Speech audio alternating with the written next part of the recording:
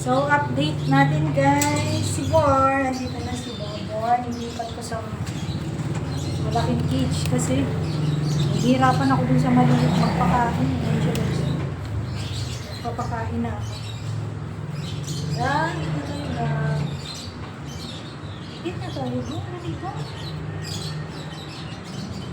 Hit na tayo, gising na. So, magpapainom ako ng gamot. Bago ko siya painumin guys ng gamot. Napakain ko muna siya kasi antibiotic yun. Naga? Bal. Eat mo na. Basag na oh. Basag na yung ano mo para magpalit na tayo.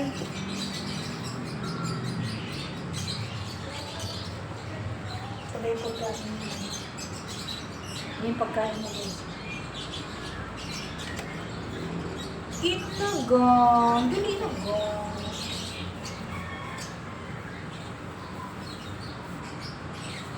Hindi ko pwedeng tanggalin yung collar niya kasi baka natin niya yung sugat niya. Mahilig pa naman mag-lick ka lang.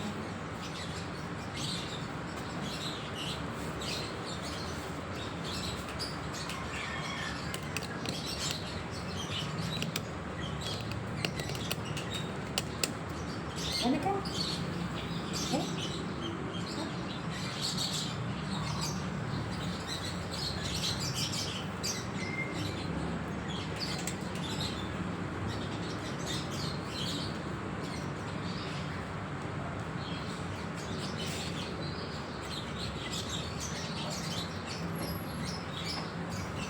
Madaming nagtatanong about sa operation ni Bar, no? Magkano daw ba nagastos ko? Well, malaki guys. Sobrang laki. Para akong nanganak ng cesarean. Pero okay lang, at least nakasurvive siya. Kasi kung di ko siya dinala sa doktor, 2 days na lang.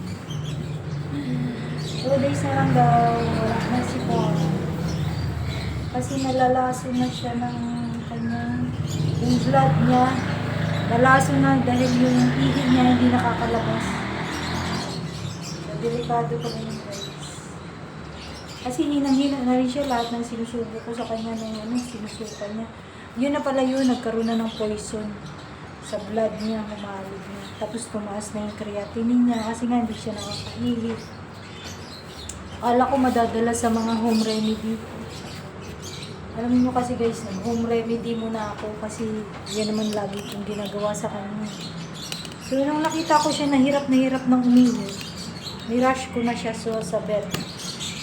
Kasi delikado na. Yun, ang operation niya, tinanggal yung kanyang dalawang backlog. Doon pinadaan yung bato na dun sa bladder niya.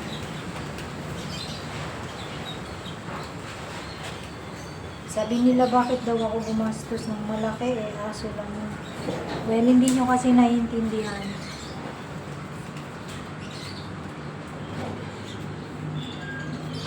Mga dog lover lang nakakaintindi ng mga ganun.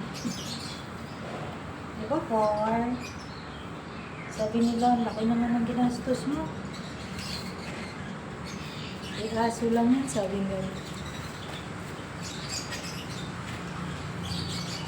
Bagay, kanya-kanya tayong opinion. Kasi ako, ilalaban ko si Barry. Kasi marami na kaming pinagsamahan ni Barry. Kasi nung nagkasakit ako guys, malambing.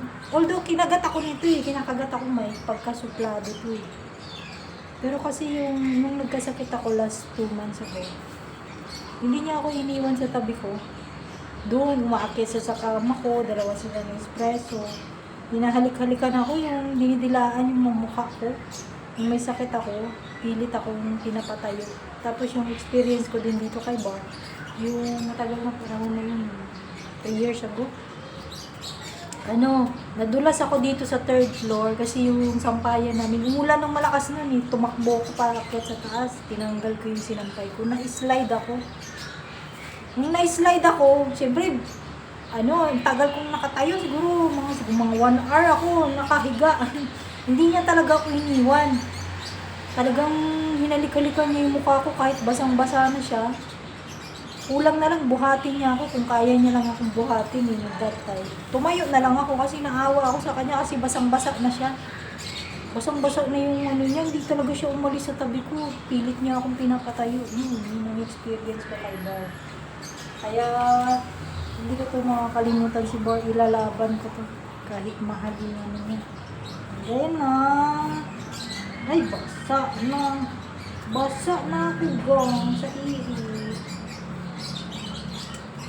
Sabi nila, ang laki naman ng gastos mo. Hindi, okay lang yan.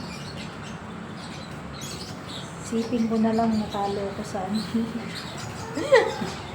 Sipin ko na lang nag-travel ako ng Europe. Ganon.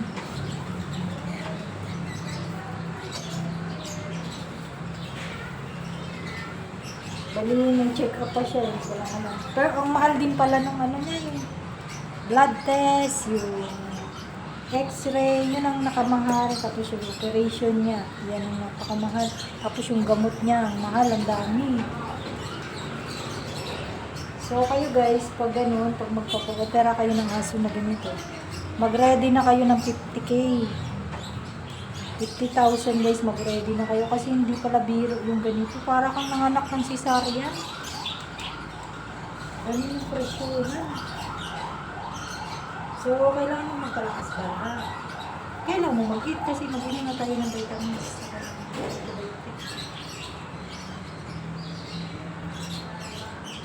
Hindi kasi nila naintindihan. Kung gumastos ka ng ganun palaki.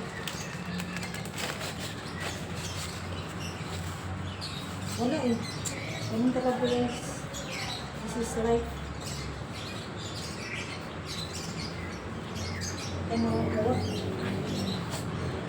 Basta naka-recover siya. Kasi nalalaso na siya sa yung blood niya humalo. Yung urine niya siyempre, yung creatinine tumaas na kasi hindi nga siya nakakahili. Yung una may patak-patak pa eh. Nagkaroon pa ng patak-patak. Hanggang sa nakita ko siya, nangihina na, tapos pilit niya. Pilit niya nilalabas yung iling niya pero wala na. Yung last na. Yung patak, nagkaroon na ng stain. Yung pala, may bato na pala din sa daluyan ng ihik niya. So, hindi ko na matiis. Yun. Tinala ko na siya sa bed, pinaperahan ko na.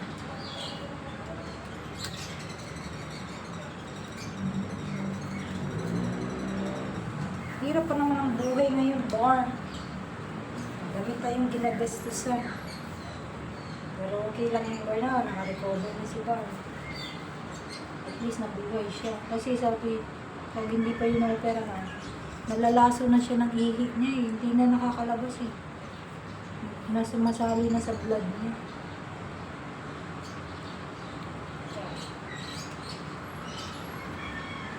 Hindi pala biro yung magpa-opera ng ganito guys. Yung sa tao, mas mura-mura pa yung sa tao, pero yung sa mga pets, ang mahal pala ng ano nito, doble. Kala ko ganun. Iba rin yung ano, iba pa yung operation niya sa bato. Iba pa yung iba rin yung bayad sa pagtanggal ng balls niya. Yun. Hiwalay pala yun. Another count. Tsaka pag sabi ko bakit tinitimbang? Doon pala binabase sa timbang yung presyo. Kasi, yung anesthesia pala yun. Yun ang nakamahal. Kaya tinitimbang nila, doon nila binabase yung price. So, kayo kung pag may ganito kayong kaliit na aso, mag-ready na kayo ng 50K. Kung malaki-laki, so mga 100. Gano'n, 100K. Kasi yung anesthesia ang hinahabol guys. Yung mga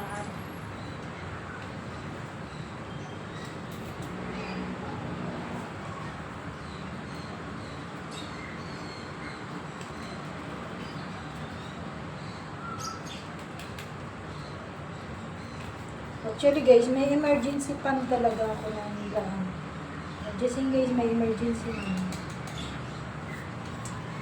Kaya lang, nagastos ko siya sa pagpa-renew nung nag-renew kasi ako ng business permit. So, naubos. Kinulang ako.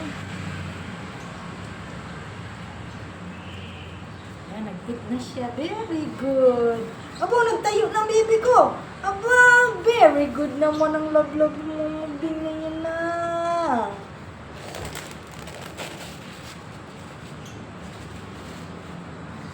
So, may check up pa siya. Hindi ko alam kung magkano yung magbabayaran mo na ito. Another check up na naman siya sa Tuesday.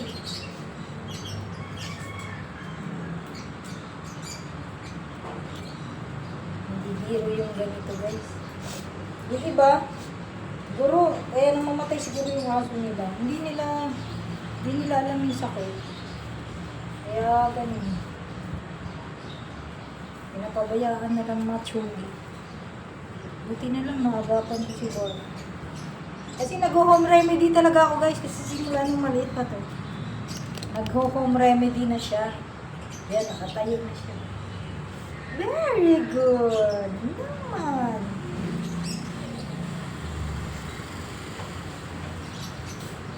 Nag-home remedy talaga ako kapag una kasi di ba yung nag-post na ako na akala ko yung nagsusuka siya, ayaw kumain. Yun na pala yung sign.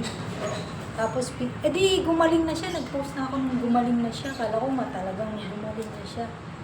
Hanggang sa nagkaroon ng patak-patak na lang yung ihi niya. Nag-worry na ako. Sabi ko lang, hihina na si Juan. Nag-iba na yung kulay niya. Mutla. Yung pala, mahalo na sa blood niya yun. Tumaas ng creatinine kasi hindi niya may labas yung ihi niya. Pinilit ko kasi yung nag-research ako buong araw. Kung anong gagawin ko sa home remedy ng mga hindi nakakaihi. Tinry ko na yung apple cider vinegar. Although nakatulong din yun, no? Para nakasurvive siya ng 1 day. Kasi nakakaihi siya. Ganun. Ayan siya, guys. Nakatulong yung apple cider vinegar kasi hindi siya gaanong nalason ng blood niya. Tapos yung sambong tea. Yun. Sambong. Tapos, very good naman ang bibi ko. Nakatayo na. Ayan na siya, guys. Uy. Ang dumi. Nagpapakain kasi ako madumi. Hi, boy! Nakatulong yung home remedy ko, guys. First aid. Hindi siya gaanong nalason sa kanyang, kasi at least nakasurvive siya ng 2 days, no? 2 days ko siyang home remedy. Para lang makaihi. Tapos, hinawakan ko yun dito. Nagtingin ako ng mga... Nag-research ako kung paano gawin para makalabas yung ihi niya. Hinawakan ko yun dito. Pinush ko yung bladder niya para ma-drain yung Wala, patak-patak pa rin. Hanggang sa nakita ko, namumutla na siya sa kakasuka. Nirush ko na siya sa emergency. Pumunta na kami ng doktor. Tapos sabi ng doc, kailangan na operahan yan. So, yun. Inoperahan agad. Naku, buti na lang. Buti na lang. Ang baby loves namin niya. Naoperahan na. Very good naman baby ko. No?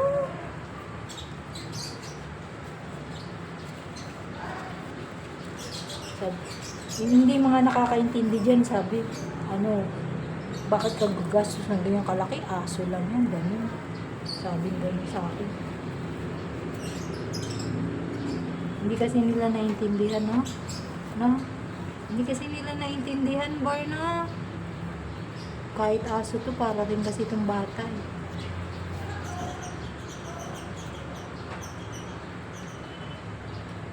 Okay lang yan kasi kikitain pa natin yung pera, guys, no? Kikitain pa naman yan yung pera na yan, eh. Basta lang mabuhay si Bar. At least, madugtungan man lang yung buhay niya. Although matanda na to si Bar, mag-8 years old na siya sa July. Happy birthday, Bar! Sa July.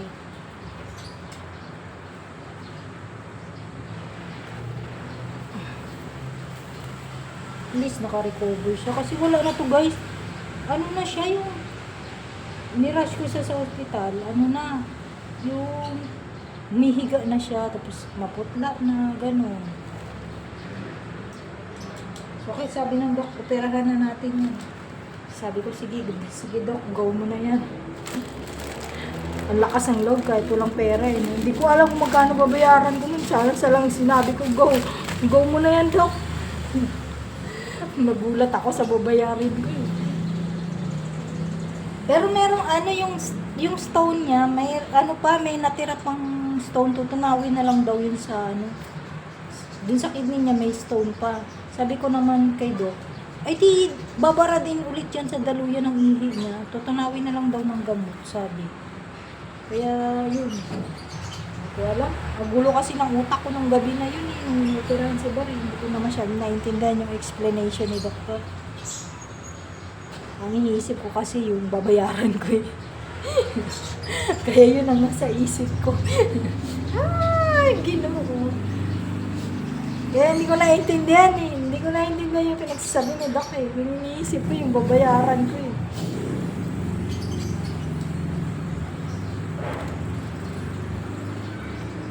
Hindi, magkano kaya yun? Ang lakas ng loob ko yung pala.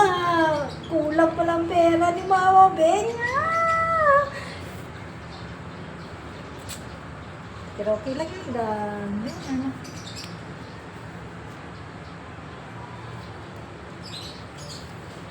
Ayan na siya guys. Nakakakain na si Barbar na love niya.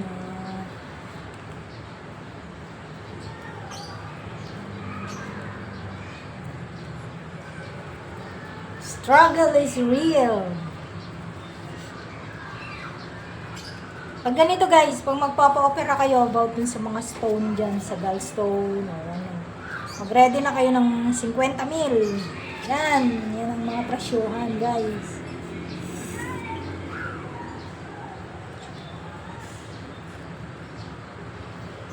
Huwag nyo nang antayin. Kawawa talaga kapag walang pera, no? Kawawa naman. Machuchugi na lang yung aso talaga. Napakamahal. Kung alam ko lang na ganito guys, nag-iba na lang ako ng karil, ano na lang sana ako, nag-vet, veterinarian na lang sana ang kinuha ako.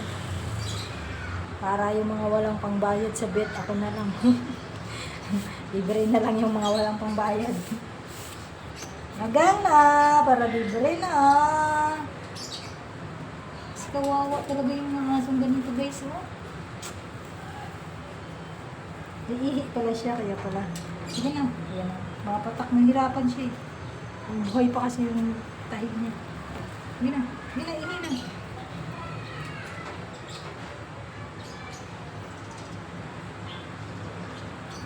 Kaya tulungan ko siya, ganyan. Actually, pinapanood ko yung kung paano yung tutulungan umihi, gano'n. Pero hindi muna natin gagawin kasi makay pa yung sugat niya. Kung hindi siya makaihi guys, yun, inawakan ko yung dito niya, oh. Yung dito niya, sa stone, yan. Dito. Pinush kung ganyan. At least mayroong konting na. Hindi pa siya naoperahan na, pero ngayon naoperahan na. Hindi na pwede natin galawin yan. Kasi okay naman siya eh. Umayat na si Barbar na love mo, be. Umayat na siya guys. So yun lang guys, ang update kay Bar. Okay na siya. Kala ko wala na si Bar eh. Wala na talaga to. Kasi ano na siya eh, yung hinang-hina na. Nung dinala ko siya, yung ulo niya, pag binuhat mo, mabagsak na eh. At least pala no, nakakasurvive pala ng mga ganito. Pag inoperahan, pag may pera, makakasurvive ang aso. Pag wala, kawawa naman. Ay, abaw na lang, buti na lang. Buti na lang, may pera tayo. Ang wala, di wala. Tsugi na chibar.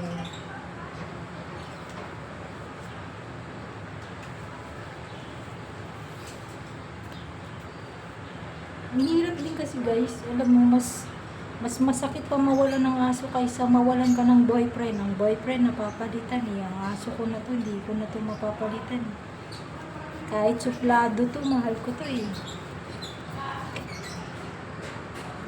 Ang boyfriend kasi guys, ano eh, kaya kong tiisin ng 1 week. 1 week, okay na ako eh. Pero to, hindi ko alam.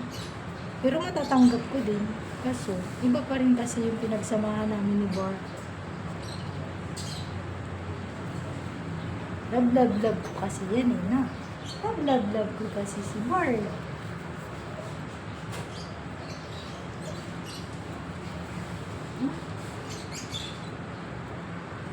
Dahan-dahan lang kasi. Susukan niya.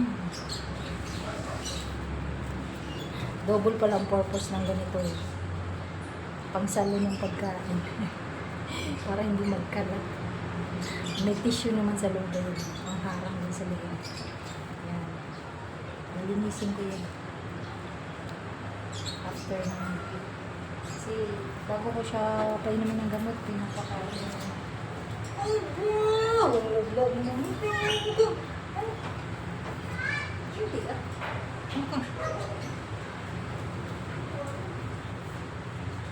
Hindi? Ano ka? Ano ka? Ano?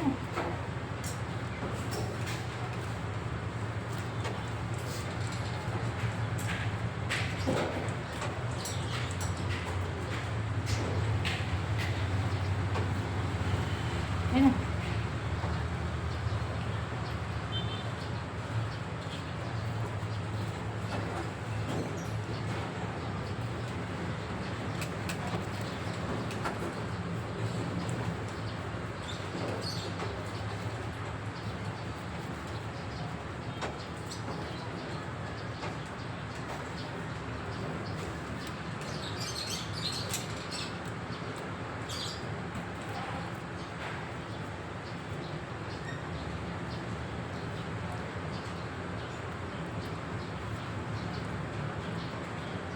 Buti kumakain na siya. Yung nakaraang araw, umiindak. Pakainin, sinusukan niya. Yan pala, may nararamdaman na pala siya talagang pain sa katawan. So painful na. It's so painful na baga. Painful na baga.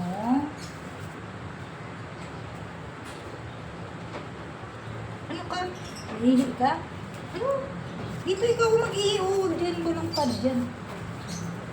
Hirap mag-ano. Nakakailang pad siya sa isang araw guys. Siguro mga 10. Kasi bawat ihit niya, patak-patak. Tapos, inaano ko kagad kasi baka ma-infection yung sugat niya. Napalitan ko kagad. Mga ganyan, mga patak-patak. Kaya pagastos sa tissue, sa pad, yung ganito. Pagastos. Hihiro mo na lang tayo ng ganito. Yung iba, yung ibang aso nga doon sa labas. Sa kalye lang natutulog. Hindi na nagkakasakit. Ito, ang arte-arte naman na ito. Feeling rich. Feeling rich lang naman. Hindi naman tayo rich. Feeling lang, no? Feeling. Ano ba? Ay, very good naman yan. Feeling rich kid. Kung alam mo lang, wala na tayong pera. Wala na tayong pangbiling pagkain. Puro sa aso naman.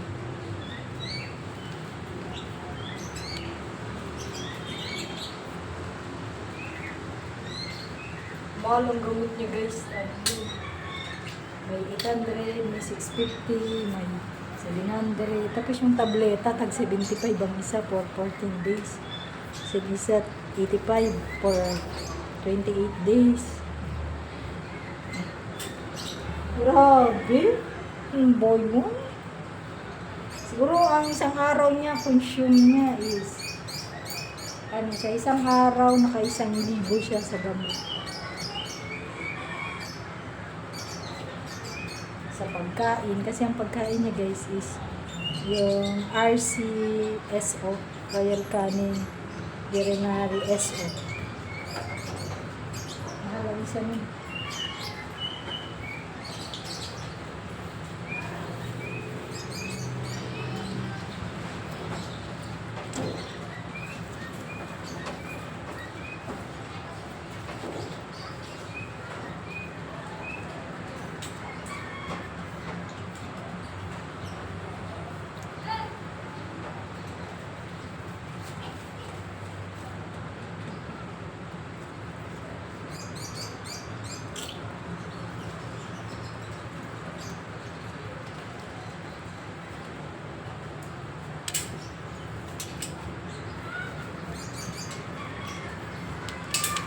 Ay, hindi pa pwede hindi ka pwede maglakad-lakad pa. Hindi ka matis, lakad-lakad mo siya dun. Huy! Huy! Sino yan? Ay, kawawa naman si Espresso. Ay, si Espresso guys, dito sa labas ng kulungan. Ano? Wala ikaw, playmate.